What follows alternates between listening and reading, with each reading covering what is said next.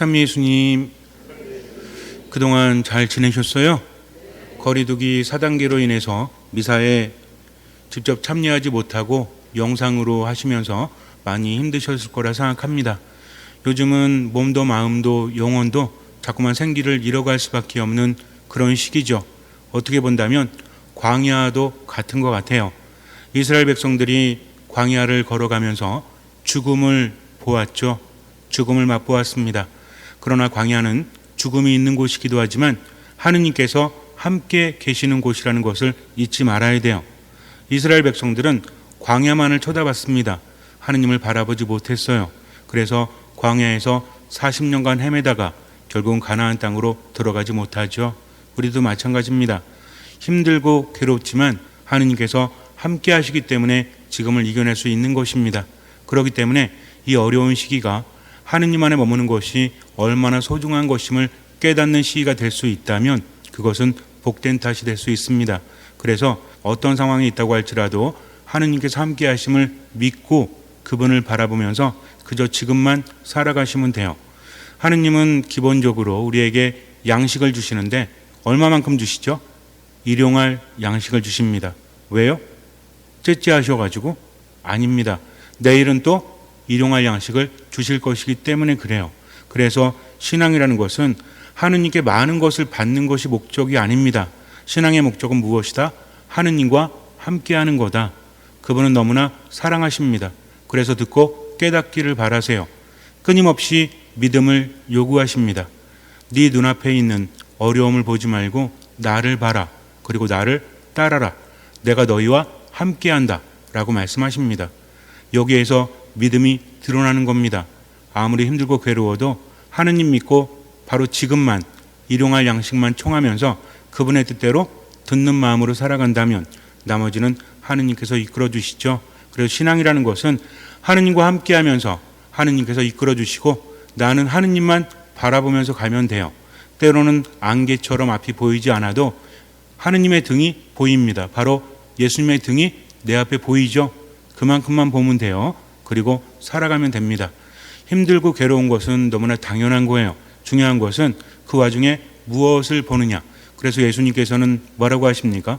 사람들을 치유하실 때마다 너의 믿음이 너를 구원하였다라고 하십니다. 이것을 잘 깨달아야 돼요.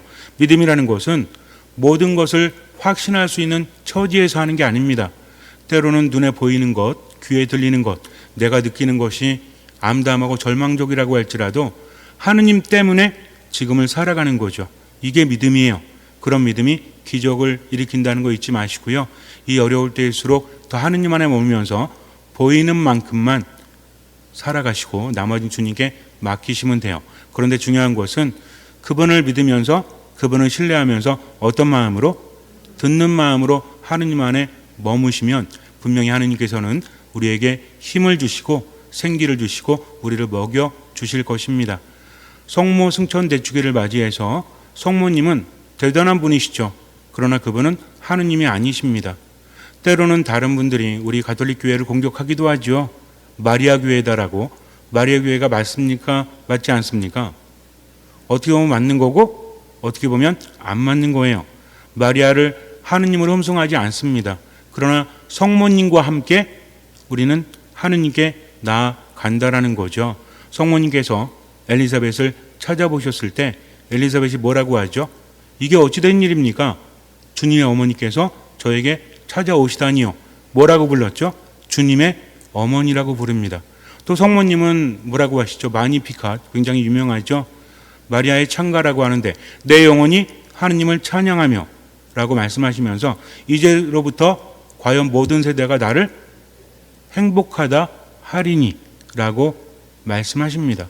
만약에 성모님이 우상이고 하느님께 나아가는데 방해되는 존재라면 그분은 세 세대대로 행복한 분이 아니죠. 그렇지 않겠습니까? 성경에 나와 있다는 거죠.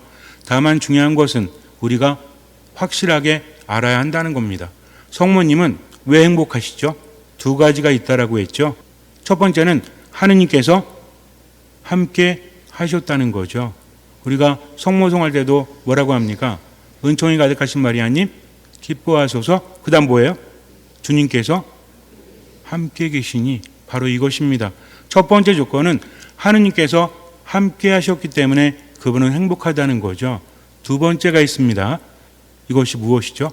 그분의 말씀이 이루어지리라고 믿으신 분, 그렇기 때문에 정령 여인 중에 행복하다라고, 복되다라고 엘리사벳이 말하고 있죠.